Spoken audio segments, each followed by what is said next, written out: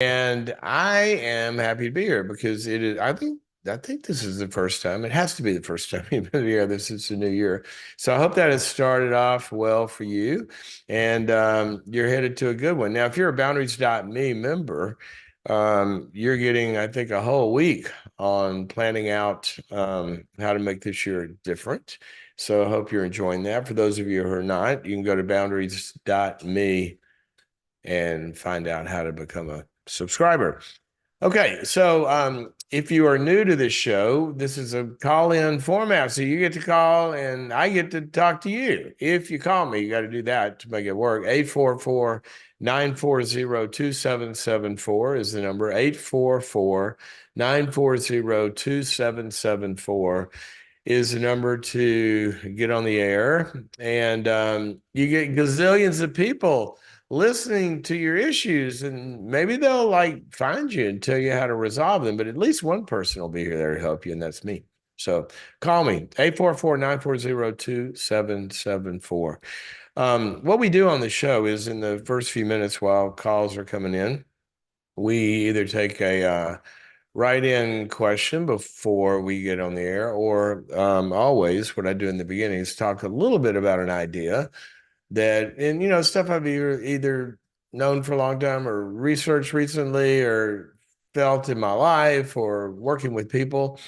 And this one came up over the holidays in a couple of conversations, and also is something that I just notice a lot. And that is when you're feeling lonely in an interaction with a person. That could be, a close relationship, a sort of mid-level relationship, or however. I mean, it could even happen, at the rental car place, which is where I just came from. But when we feel lonely when we're with somebody, and it's almost an oxymoron, right? Because the cure for loneliness is relationship, period. And it should help, but sometimes it doesn't.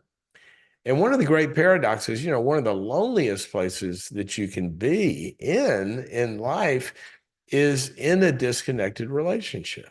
I mean, talk to some people in their most significant relationships, marriage or dating or, close circle of family or friends or whatever, and they feel lonely in that relationship. Well, why is that? Well, there's a lot of ways to look at this and a lot of things to do really about it, and that's a whole long list. I mean, I've written books on this, right? But one of the little helpful paradigms that I learned a long time ago, and it actually came from there was a rabbi named Martin Buber who I think came up with this little paradigm. And he wrote a very famous book called I, Thou. I, thou, meaning me and you. But the thou has significant meaning because thou, the way he used it, is different than it. See, a thou is a person and an it is an object, just an inanimate object. Could be this pen here. And yet sometimes very animate objects like relationships, we talk about our love objects, they can be inanimate in terms of getting to your heart.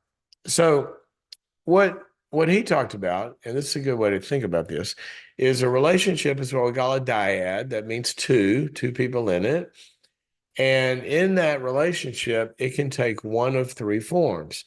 If you are fully present, fully, whatever that means, if you're emotionally available and tuned in, the technical term is you have attunement to somebody, you have empathy, you're listening, you know what that feels like. And the other person is doing the same with you, you're attuned to each other, then that's what he called an I thou relationship. Sometimes people are not being a thou in terms of they're not showing up with emotional presence and attunement to you. And he termed that as an I it This person's not really showing up with thou-ness, they're showing up with itness. They're just, you might as well be talking to a rock, right? So I-it is another kind of relationship that you can have. And the third one is it. It's when we're not being real, nor is the other person, or vulnerable or connecting. Now, the loneliness part comes in pretty much in the I-it relationship, or if somebody is making an it out of you, if you are just an object to them, where you're not really a thou. Now, this can vacillate even in our best relationships. There are moments in every marriage where, one person's not connecting and they're kind of scurrying around, could be in to-do mode or whatever. And the other person feels like kind of an object of their to-do list or an object of a rant or reactions or something. And then that relationship can morph into a more of an I thou. But I want you to think about it in terms of moment by moment. Now, if you find yourself in an interaction, and let me give you a really good clue for this. One of them is when you're having a conversation and it feels like a ping pong ball, a ping pong game match, where you say something and then they just come back. It's like you hit them a serve, and that's like a invitation or a cue for them just to talk about something about themselves or unrelated. Sort of like, so what'd you do over the holidays? Oh, it's great. We went on this trip with the family. Yeah, we went on a trip with our family too. Okay. I thought we were talking about me. Or sometimes we do that to others. I want you to just notice in conversations how many times somebody says something and the other person responds to that in some way about the person and what they said. They keep it about them. It doesn't have to last forever, but yeah, how was your New Year's? Well, we went on a trip with the family. Oh, well, how was it? Where'd you go? What were your experiences? That's a thou. See, they didn't just serve the tennis ball back with, well, here's a ball about me. Here's something about me. And I used you as a cue to get on stage. No, they stayed in the same interaction where you were in. Now, that doesn't have to be about you. It can even be about the flow of the conversation. I was reading this article about neuroscience and the way that neuroplasticity works. And maybe the other person says, yeah, neuroplasticity, that's really what were you reading? Well, found this topic to be true. And yeah, doesn't it require certain kind of conditions? See, you feel like you're being listened to. And you feel like you're listening to them. That's an I thou. And what an I thou does is it rewires, fuels, corrects, empowers, models, informs, structures our entire being. See, everything we are from our heart, mind, and soul is formed and developed and maintained and repaired or destroyed in relationships. So, every relationship can't be the perfect I thou, and any relationship is not going to be the perfect I thou. But I just want you to use this, even say you're even with a spouse or one of your kids, use it as a little barometer of the moment. You know, in fact, I did this. I did this. I was, with a group of friends, and we were just talking about stuff, and it's going back and forth. And in the moment, I felt like, we don't see each other very often, and who cares about whatever we're talking about? How are you guys doing? And you can use it as a kind of like looking at the thermostat. Are we connecting here or not? Now, don't go drive everybody crazy. But, oh, you got to be deep all the time. No, I don't want you to do that. This is just a little bit of a tool to tell you how connecting are we being? And loneliness is a good indicator of that. It can be in the moment, it can be over time, all of that. One of the things I really like to do when I'm interviewing people, this could either be clinically or maybe potentially somebody I'm going to work with or somebody I'm going to hire or whatever. I'm looking for how capable are they of an interaction, because if they're in their own orbit, then problems are going to ensue at some point. I wrote a book this year, if you want to go deep on this, called Trust. And one of the things I did in that book was I gave a map of how trust is developed and broken and repaired. And it talks about 5 things. And the first one is when you feel understood. And this is a big, big basis for that. We feel like somebody's with us, they're attuned to us, they're getting, you walk away that feeling, he really gets me or she really gets me. And that's when you walk away, and you feel gotten, and your heart feels gotten, and your brain feels gotten. That's different than when you walk away not feeling that way. Well, understanding builds that kind of trust. And the second one is that you feel like they are for you. See, in an I thou relationship, we feel a forness. Somebody's not just for themselves in this interaction. I'm just an it being used for this hour by somebody, your heart, your mind, your soul, or even your body. You're not just an object, you're a thou. Speaking of the body thing, you look at all the, sexual therapy, sex therapy world and sexual dysfunction in relationships. And a big part of the dysfunction, kind of a big column in there that you'll hear, is when somebody feels like during sex, that they're an object to the other person and not a connected thou. And then that gets into performance anxiety, it gets into control, it gets into a lot of dynamics. It causes people's bodies to shut down. You can have all sorts of sexual performance issues if somebody feels like an object. Also, on the other side of this, you see this a lot with people that have, a history of deep porn addiction and then can't function sexually in a real relationship. It's because in a porn addiction, there is no thou. There's an object of one's fantasies or desires, but that's not a person. That's not a person that goes, oh, that didn't feel good. Or, you know, what time is it? Whatever. With a addiction like that, it's all fantasy. You are creating the other person. They are an object. It's not a person. And somebody's brain gets kind of down that path, and that's what they do. And then, they get with a real human being, and that's a whole new ballgame. So it can lead to anxiety and a bunch of other stuff. Anyway, that's what an I thou relationship, one way to think about it, but it's helpful.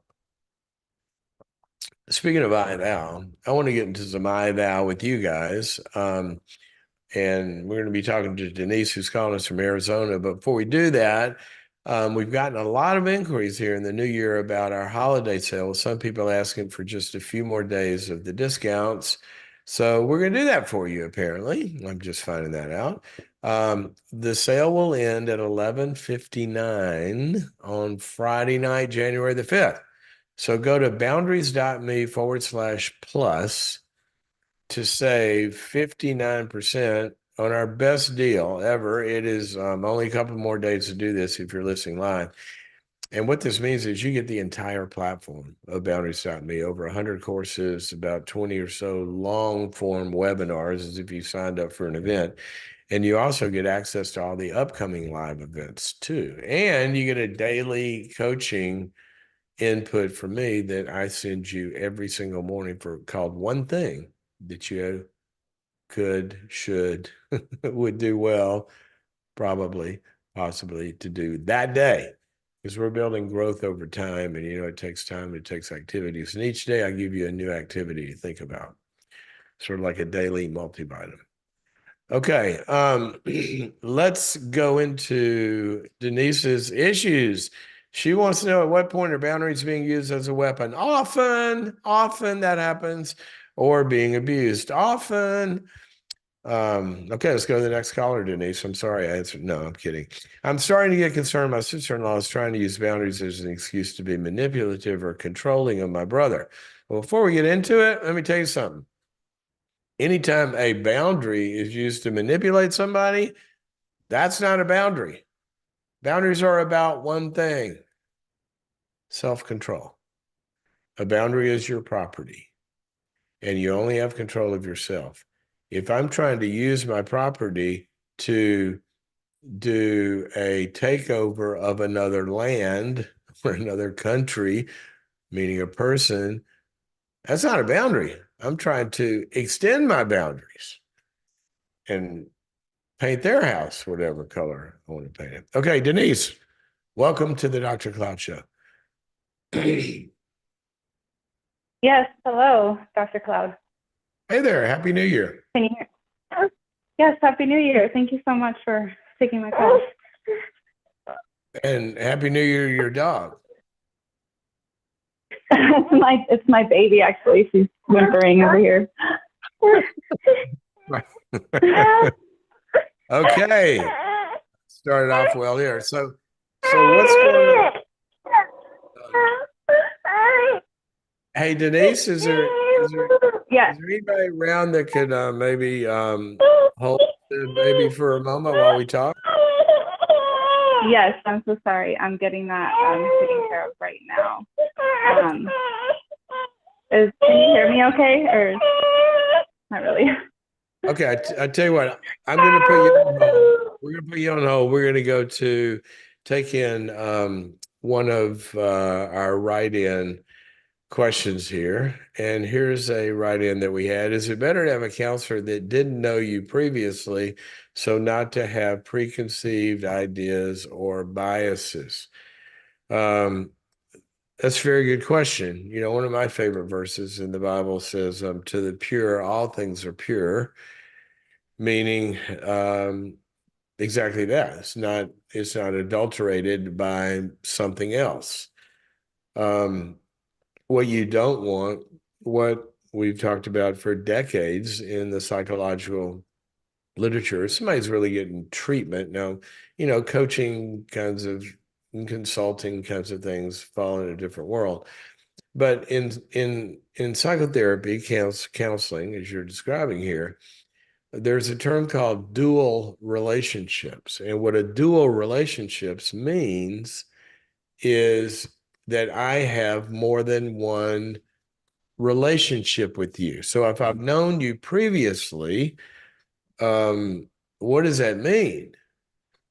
I mean, does that mean that we live in the same town and you know, I recognize you at the supermarket or church or you know, you're in the community or whatever? Well, that's a very shallow relationship. I mean, I've worked with a lot of well-known famous people, and sure, I know them. I've never met them though, but I know I have a lot of exposure to stuff about them, and I might have some ideas, but I don't really know them. And there's no emotional this, that, and the other, and sometimes even then, I'll have to ask myself, you know. Um, it's sort of like a jury. You know, the judge will ask the jury how familiar they are with the case. So you don't want things that interfere. Now, when you say that you might have known them, if there's any kind of a significant knowing, that's just a really good question. I think that's what you have to do. You know, did you date them? Were you married to them? Did you raise them? No, obviously, big problems, right? But I would just want to get way, way, way out on the concentric circles. And to the easiest way to answer this, is it better that didn't know you previously? In my view, absolutely. Absolutely. Because then they're getting to know you. And like you said, not preconceived ideas or biases. But I'd be very careful about having anything more than just knowledge of kind of a, you know, a distance. You run into this a lot in small towns because maybe there's one or two churches and somebody's in the church as somebody they treat, but you really need to have one relationship, not two. Okay. Let's go back to let's go to Jonathan, and then the team can check on Denise and see if her baby's going to sleep. Jonathan called us from Illinois. Feels like his heart doesn't want to connect with others. How can he open his heart to connect? Jonathan, Happy New Year. New Year to you. How can I help you? Thank you. Happy New Year to you. Thank you, sir. Yeah. I find my heart doesn't seem to receive good vibes from people. I say vibes. I relate on a surface level, and they wear me out. And I'd really like to have the benefit of closer connections with males and females. I would like to have an intimate relationship with a female. I feel it's all connected. Okay. How can I help my heart become more heal, maybe, or become more open?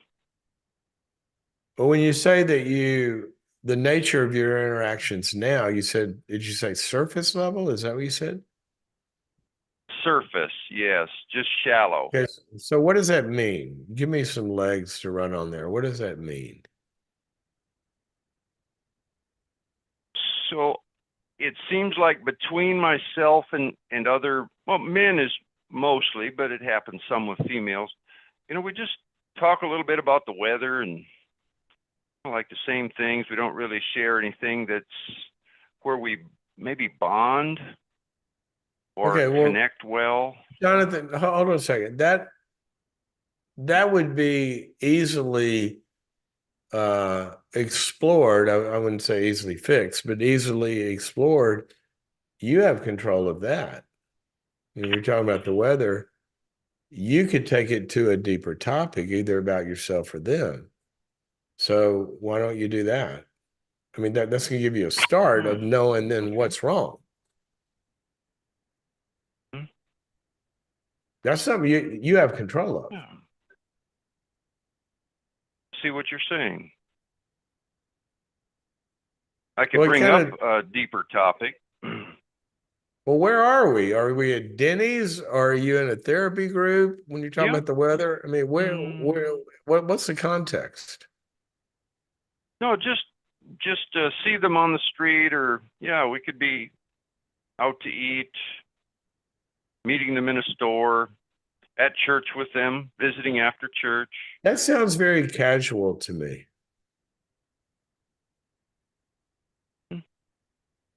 So yes, it is.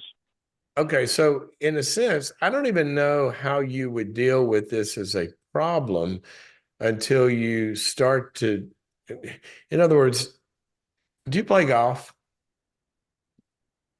No, I don't. I have, but I don't like it. The ball's too small.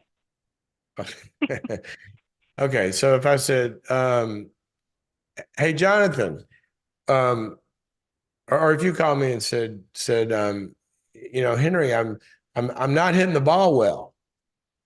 And I go, well, how often are you playing? You go, well, I don't play. Well, then what am I supposed to do over here, right?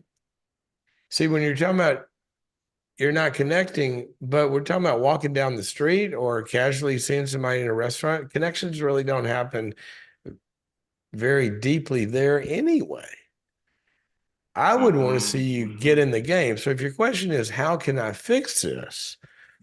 Then what I would suggest you do in the ideal of ideal worlds, what I would do is I would start in a very, very, very safe and structured setting. In other words, that time and space is designed for that to occur. That would be a good therapist. You go into a good therapist and you just try to talk about the weather or what's on the menu at the restaurant you just went to, they're not going to allow that for very long. They're going to look at you and say, why are you here? What's going on with you? See, because they're not going to play that casual game. The other thing I would suggest to you very strongly, I would think, unless there's some reason not to, is a good small group, particularly a therapy group, because they won't let you stay surface either. So if you're having difficulty creating on your own, look, if I've never played golf before, or telling somebody, they never played golf, how do I start? I would say, take a lesson. Get with somebody that's going to focus on this pattern, and then get you to do the things that would create it. And then we can know where the problem is. I don't know where the problem is until we're doing it. Okay? Yeah. So I have been in some small groups. So I've got an idea where to go there. How to search for a therapy group, I guess. What name would I call it? What do I tell them? Group therapy. Where do you live? Unless you don't. Illinois. Well, Illinois. there's some big cities in Illinois that have a lot of psychologists with therapy groups. So I just never searched for one. So yeah, I'll look. Okay, I wish we had more time here, but I would ask, how old are you? 64. 64. So this is not a new problem. No, it's developed over the adult years. Yeah, well, that'd be, what, 20, yeah. Adults like over the last 50 years. Yeah, 20, 45 years. Yeah, we're talking a lot of years. Okay, so that's what I would suggest to you. And go somewhere. Like if you're going to play golf, go to a golf course. You can't go to a tennis court. And until you get in some setting where depth connection can happen, that's where we're not going to really know. 64 years is enough time to establish some patterns. And so that might take a little focused attention. Okay, let's go back to Denise, who's got a baby that's sleeping now, I hope. Denise, welcome back to the program. Yes, hi. Sorry about that. She's good now. Good. So tell me your question. Yeah, so I was just really seeking for some answers in regards to my relationship with my brother and his wife.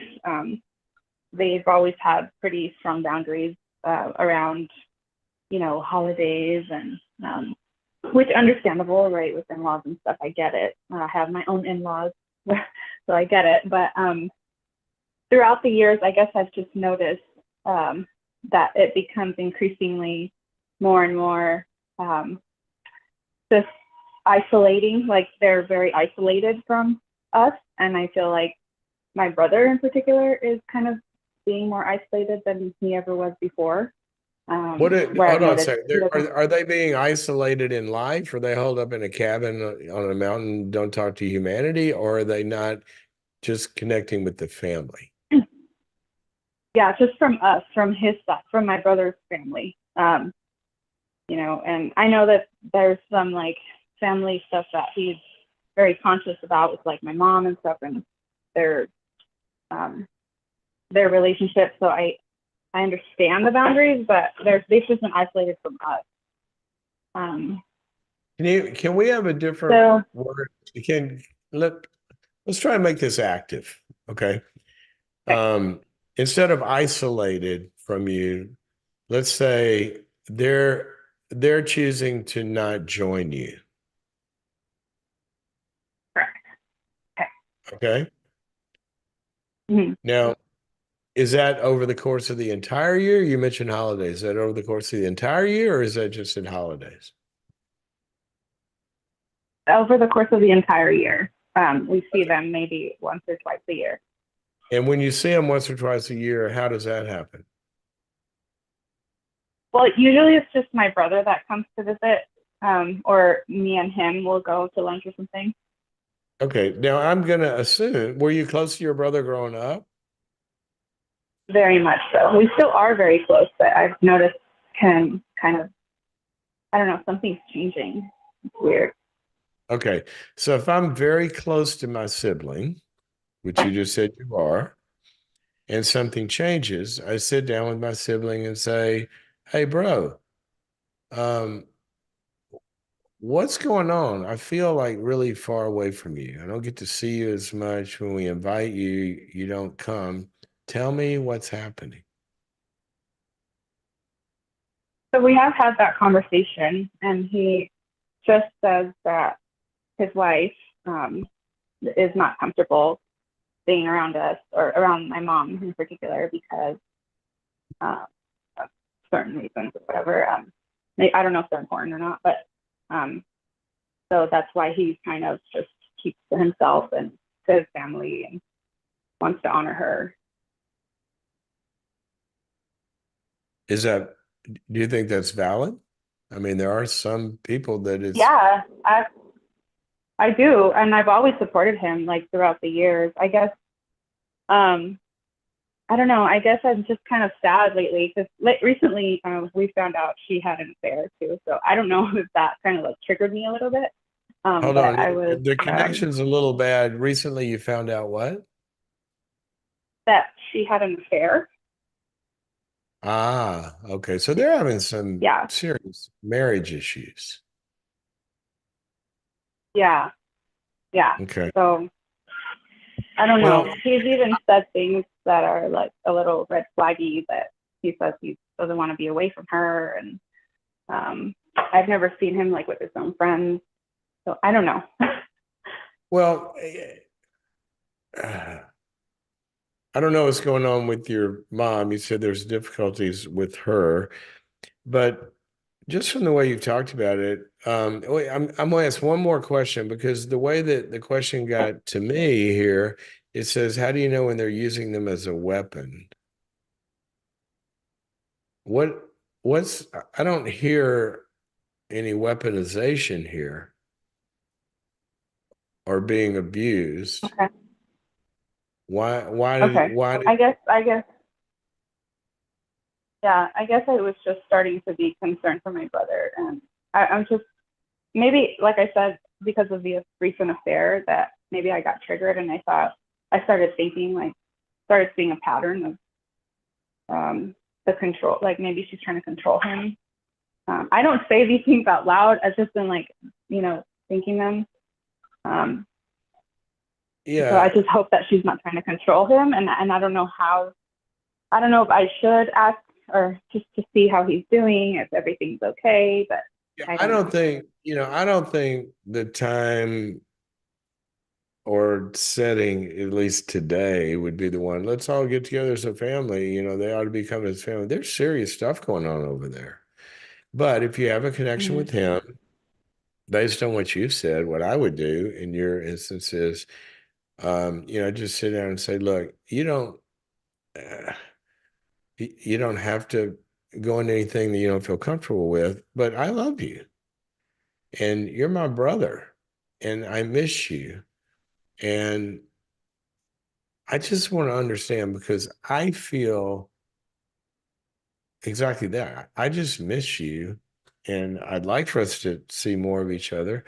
But tell me what's making that hard, A, and is there anything that I can do to help? And if it's going with the big family and she's got issues with, the mother-in-law, you can't control that.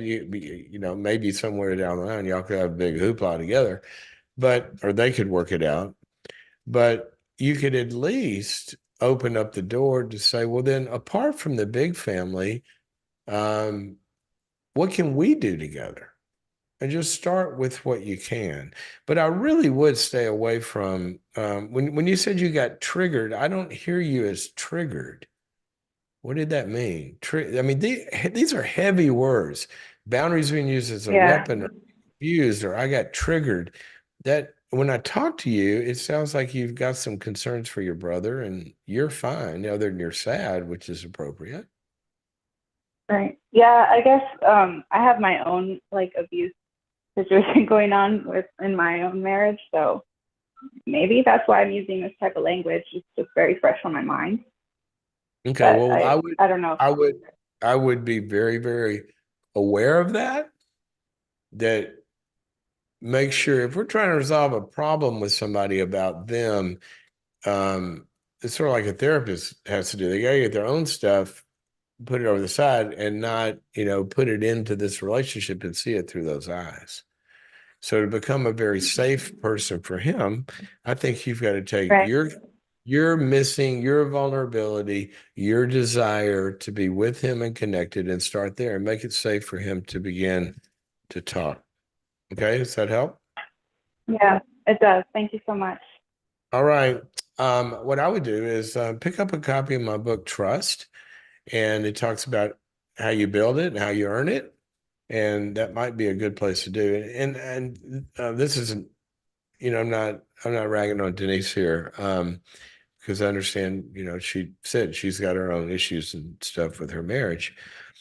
But in general, when we're trying to work things out with people, language is important. I remember one time I was working with an executive team of a global organization, and there were two departments that were, very, very divided. And so we got the team together, and you got, whether it's marketing or finance or IT or, HR or whatever it is, it didn't matter. And that department hates this other department. So we got them all together. We got the heads of it together one day. And um, and one of the heads said, well, you guys did this and it was a disaster.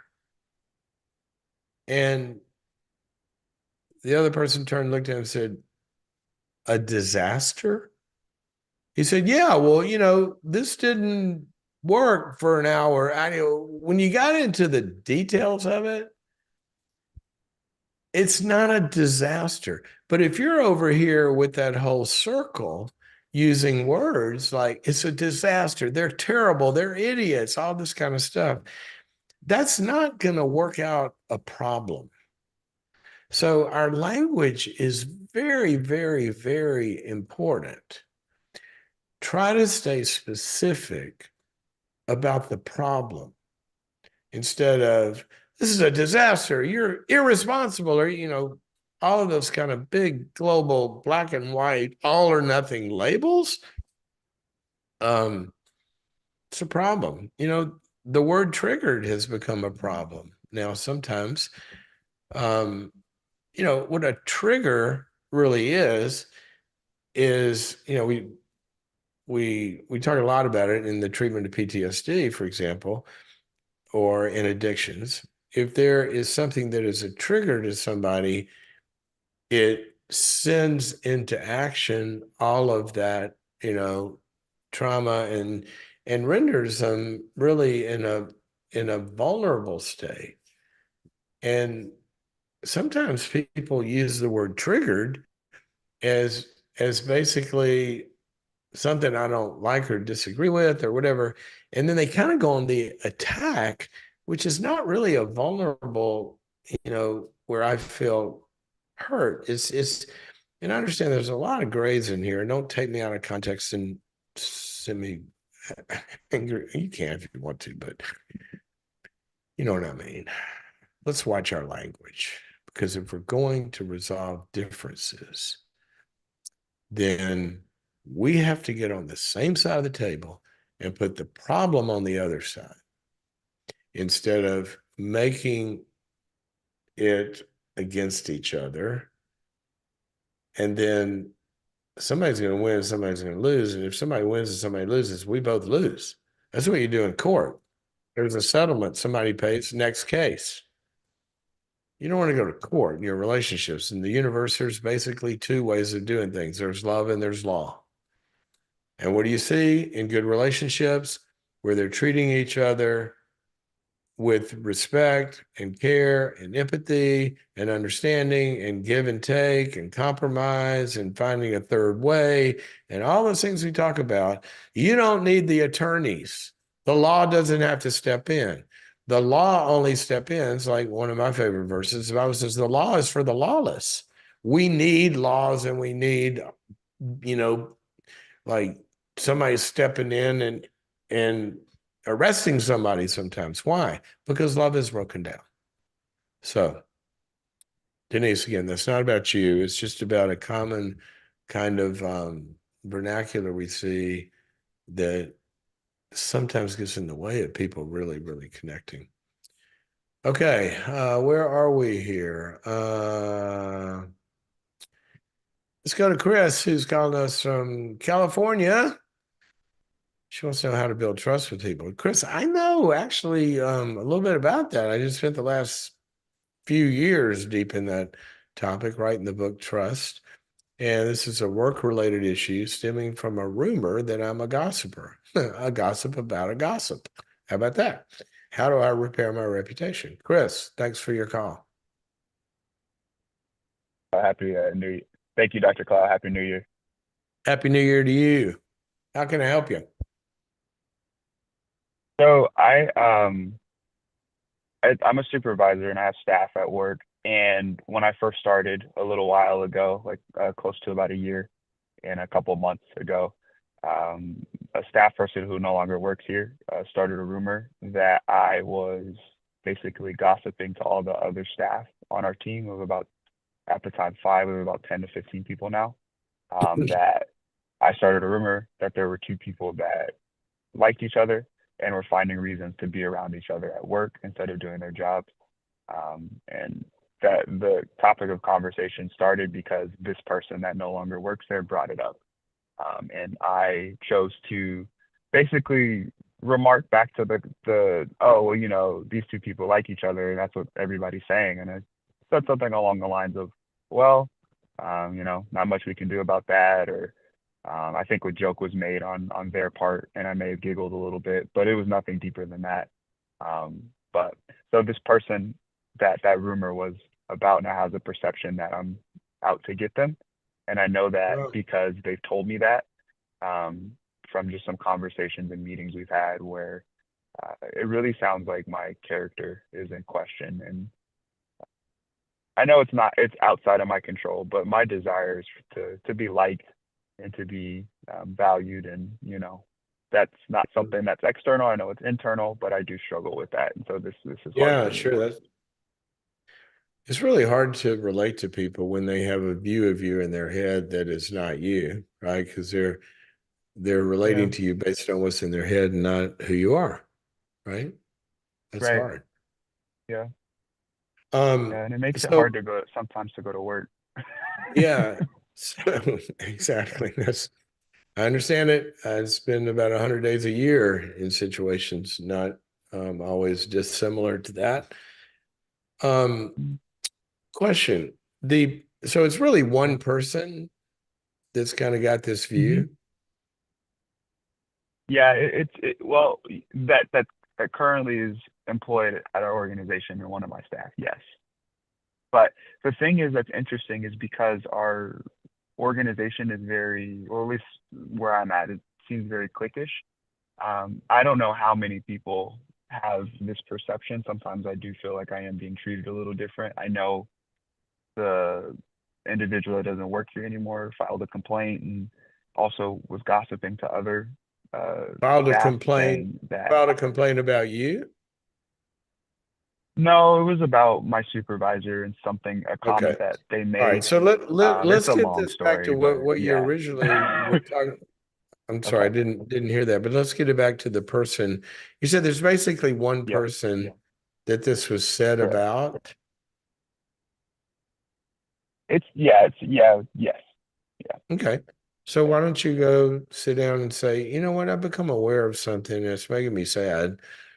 Um, that this was said that I said about you, and I have you have you heard that or felt that? Is there anything I can do about this? Oh, have you Mm. tried that? Yeah, I've tried that before, and you know, we had a one-on-one where I mentioned that, and not said in that way, but you know, basically saying like, hey, I was aware that we started off a little rocky. There was some rumors swirling about some stuff that Good happened for and some you. things that I said.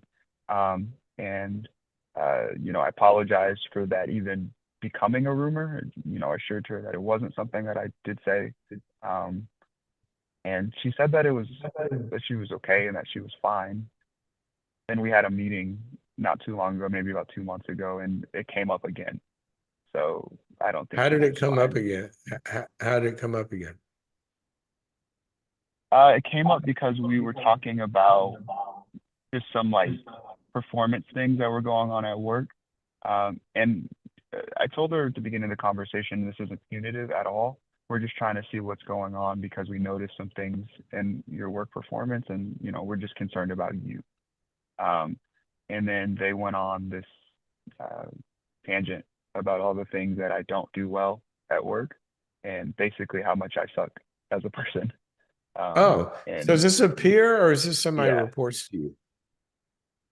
this is somebody who reports to me. Oh, this person reports to you and she goes off on you Hmm.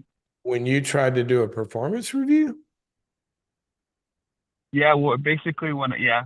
I mean, it just when I just basically held a mirror up and said, "Hey, these are some of the things that we see. Do you see these things?" And then yeah, they went off on me. Yeah. And so what happened after that? Did you say, well, look, we're not really here to talk about me right now. I need Yeah, these to change. yeah. I told her I can understand where they're coming from, but um, I tried my best to navigate that conversation, but it was so messy and emotionally charged. Um, Yeah. How big to the is point this that I was, organization? Do you have an HR department? yes, Okay. Well, yeah, it's a big generally one. speaking, this kind of thing. And if you're the leader of this team, if I'm understanding you right, these people report to you, Mhm. right? Correct. I wrote a book called Boundaries Yes. for Leaders, and Mhm. there's a line in there that if something exists, we're either tolerating it or we're creating it. If you're in charge, right? Mhm. So, so what I would do is I would suggest that you get your HR head and sit down and Mhm. say, I've got a problem on my team. Okay. Here's what's going on. Here's how it's affecting performance. Here's what I've tried to do, and that's not working. Because you have done what you can do, which is you talk to the person one on one. If a horrible situation to be in is if you're a boss and you need performance out of a person and you're doing that well and asking for it well, and they're attacking you, the victim has now become the persecutor, and you've lost control of what you're Mhm. responsible for. Exactly. And Yeah, and no that's what wonder it you feels like is, feel yeah. what? I said that's what it feels like. My supervisor was in the room and um they showed up like 10 minutes late and didn't contact us, and nothing happened. There's no repercussions for the actions. And Yeah, so well, yeah, that's what it that's feels like. exactly what I said. If you're in charge and something exists, you're either creating it or you're tolerating it. Because what management, if you take the real meaning of the term, you're managing processes so that you get to good outcomes. Right. And if you got divisive behavior on a team, and you've got, what can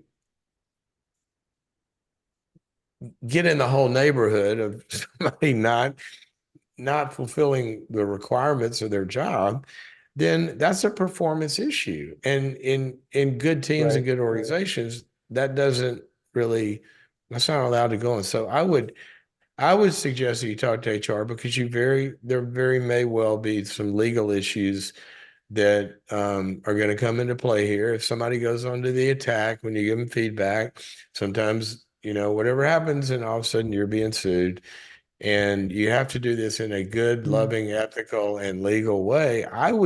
If it's at this level and it's affecting performance, I would go to my help at HR and say, look, I need some help here. That's what they're there for. Okay. Okay. Now I'm going to tell you one more thing. And thank you for your call. I'll just say some things that sort of in general.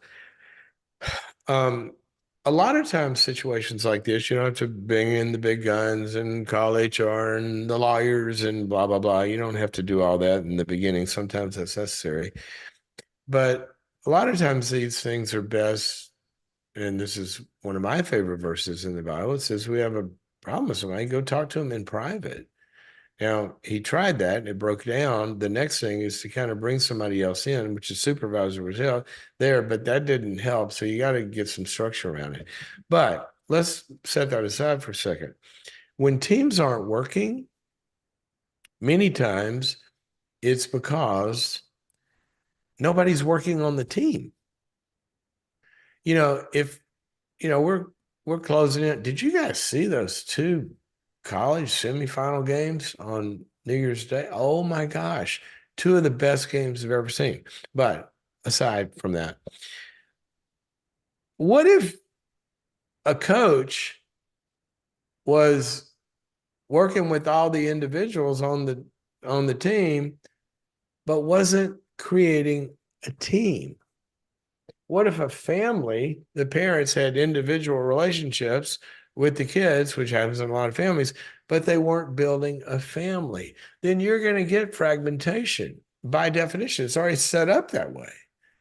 So one of the things, and you don't have to have, sometimes good companies do this all the time. I mean, I do that for a living, go in and build teams. And all the research in the world shows that the highest functioning teams have the best results financially, morale, retention, stock prices, everything. All the research in the world says that it takes a team. And you see the interviews on New Year's Day with the team after. They talk to the MVP, the quarterback. And what does he say? Well, I said, how did you do it? He goes, well, it's my team. See, there's that togetherness. And what happens in building a team is you don't get a team by only focusing on individuals. You get a team by building a team. So say, hey, why don't we have a once a month lunch and learn? Let's get the team together once a month and let's go through a good book like Boundaries for Leaders or Pat Lencioni, great book, 5 Dysfunctions of a Team. Let's just go through, let's read this together and let's work on how we work. Not see what people do is they go to work, but they're not working on how they work. And that's good for families. And Chris, my heart goes out to you. You've tried this one-on-one, but it sounds like the person's being defensive from what you described. And generally speaking, when somebody is defensive, and they're not taking feedback, that's where we have to add some structure to it. If you got a sort of like with a kid, if you're not listening, well, then you're allowing that to continue. It's like when you talk to parents about how their kids are out of control. Well, you're the parent, do something better. I remember when our kids were little and I was at some gathering and somebody said, how's your week? Oh, I'm so tired. And, we're not getting enough sleep. And now the school started and I can't get the kids to bed. They stay up till midnight and I can't get them out of bed in the morning. And I said, how old are your kids? And I think they were like, 9 or 10 maybe or something like that. I said, I just don't, why do you allow that? I mean, be the parent. Excuse me. I said, by the time they're 6 or 7, at least, why they know how to read numbers. You stay in bed until the clock says whatever. When it says that, get up, get your clothes on, come down to breakfast, and whatever they got to do in that. I mean, structure. If somebody's not doing something, that's what discipline is. Discipline means to teach or to train. And teams have to be be doing that as well. Okay, let's we got time maybe for one more. See what we can do in a short amount of time here. Let's go to Mike in Alabama. Oh, Mike, sorry. Sorry about that football game. His family's in crisis. He's a recovering alcoholic. Good for you. And it's caused serious financial issues. It's affecting the kids and the marriage. How can I be more transparent? Okay, Michael, welcome to the program. Appreciate it. Hey, man, Thanks sorry for having about me. I you. appreciate it. Sorry about your team. No, I'm there. I'm actually from a Michigan transplant, so I was very happy to watch that game. So I loved it. I loved it. So how did your friends react to your happiness there in Alabama? Probably not so well. No, everybody took it pretty hard. So. They're definitely not used to that. So. Oh my gosh, what a game though. Okay, so you Oh, called great. about another game. Yeah. We don't have much time here, so what's your question? How can you? So I financial infidelity. I racked up $500,000 in business debt. Didn't tell my wife. Was abusing alcohol. That the lack of the trust, all this stuff has extremely destroyed my marriage, and trying to get that back. I'm coming up on 9 months sober. I've got 5 kids. My 18 and 15-year-old. Pretty well aware of what's going on, and it's very, really difficult with the 18 to 15 and my wife. Her response is, hey, I've forgiven you, but it's up to you to reconcile. My 18-year-old doesn't want to talk to me. What does she mean by that? Whoa. What does she mean? It's up to you to reconcile. What does she mean?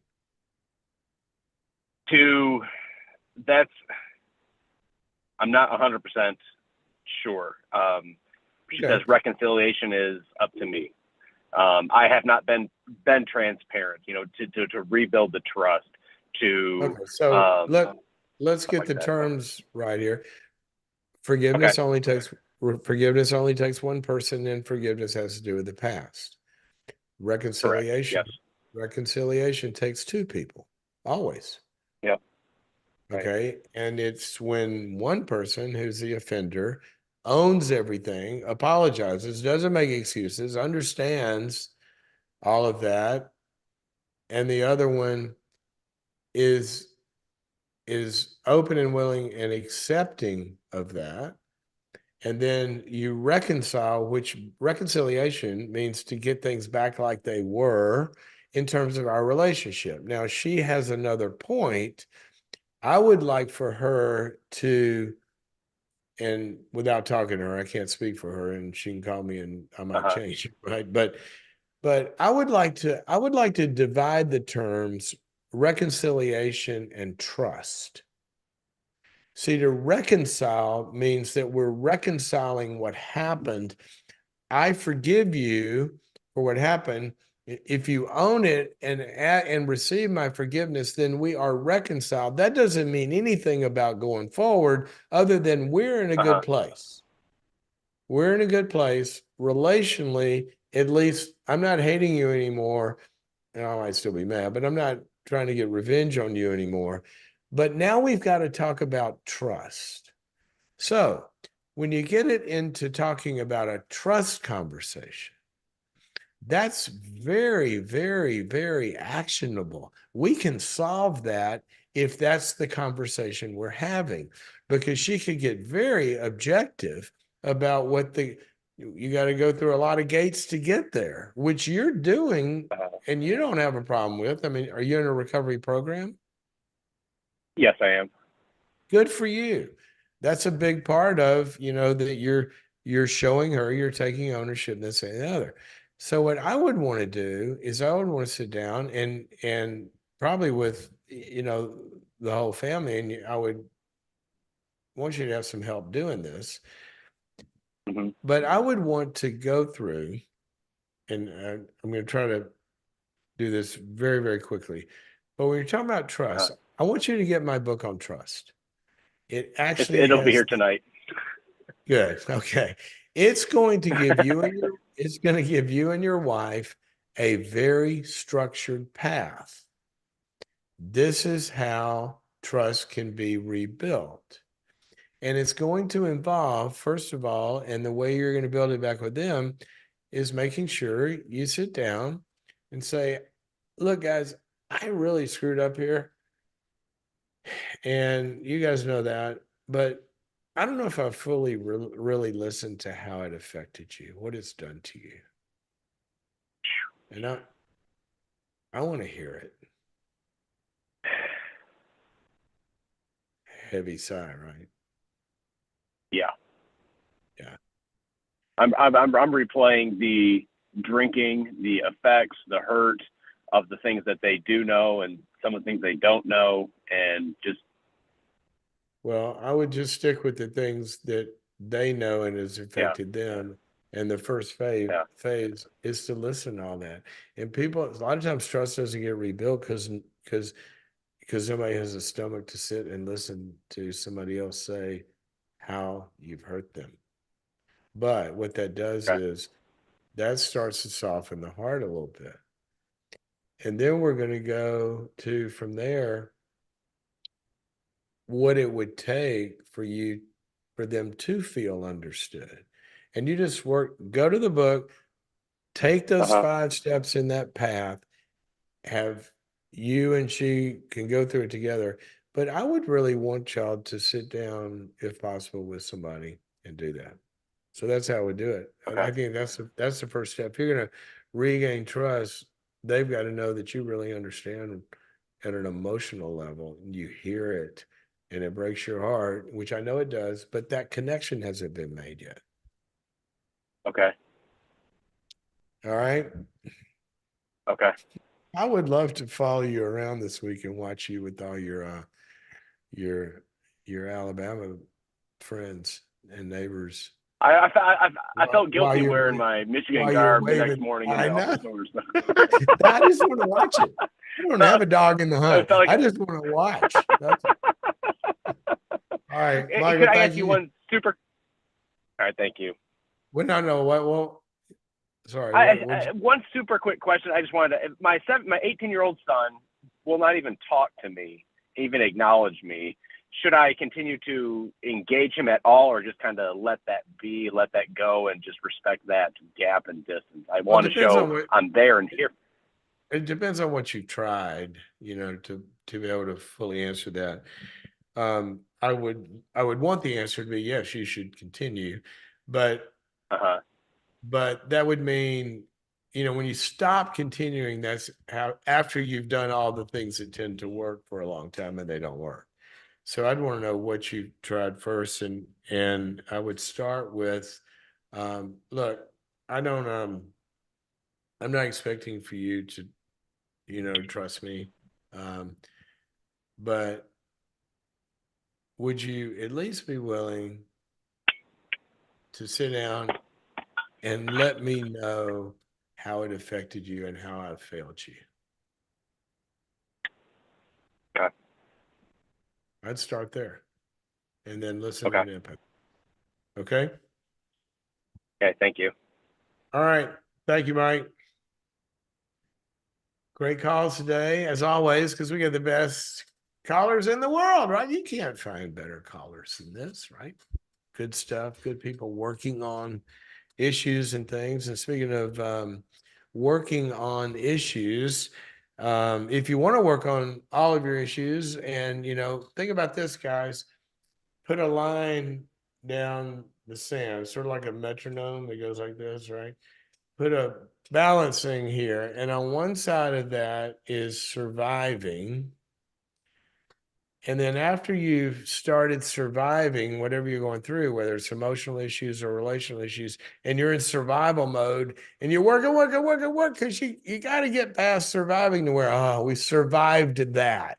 We survived this financial crisis. We survived this breakdown in the family. We survived whatever it is. We lived through it. Now we're on top of the waterline. well, let's don't stay in survival mode forever. Let's start to moving from survive to thrive. Sometimes you can get stuck in surviving. Even after you've kind of survived, you're continuing to do survival tactics instead of thriving tactics. And sometimes people are trying to thrive when they haven't survived yet. Boundaries.me.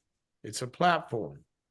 You go to the website, and on there, we have over 100 courses that cover all ends of the spectrum, from surviving very difficult things, healing from very difficult things, restoring very difficult things.